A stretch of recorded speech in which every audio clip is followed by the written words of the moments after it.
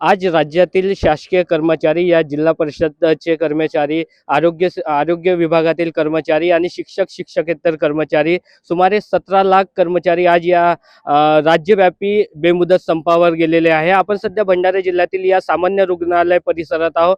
या ठिकाणी या आरोग्य सेवा देणाऱ्या नर्सेस असो, त्या या येथील कर्मचारी असो, हे सर्व या संपावर गेले आहे। कुठे ना कुठे या संपाचा परिणाम आरोग्य सेवेवर झाल्याच्या चित्र या ठिकाणी दिसून येत आहेत।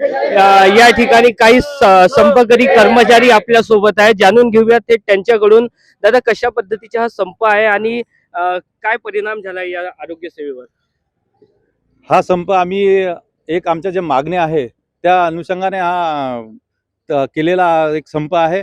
आम्ही महाराष्ट्र शासनाला 1 महिना आधीच पूर्वसूचना दिली होती की आम्हाला आमच्या ज्या मागण्या आहे 21 प्रकारच्या, त्या मागण्या आता इथे नाही बोलून देऊ शकत, परंतु 21 मागण्या आहे। त्यात जुनी पेन्शन हा एक मुद्दा महत्त्वाचा ठरलेला आहे।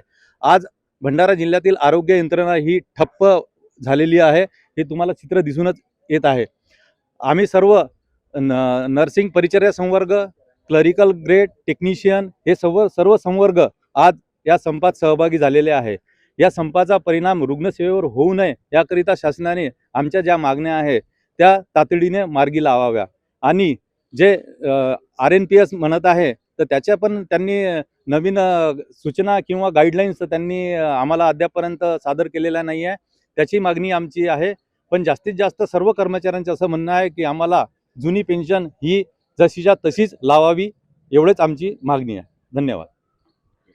या संपाचा परिणाम रुग्णसेवावर होऊ नये आणि शासनाने या सामान्य रुग्णांवर होणाऱ्या या परिणामावर तोडगा काढावा आणि या संपकऱ्यांच्या मागण्या लवकरात लवकर मंजूर कराव्या, अशी अपेक्षा या संपकरी कर्मचाऱ्यांकडून होत आहे। नितीन कुथे, LS मराठी, भंडारा।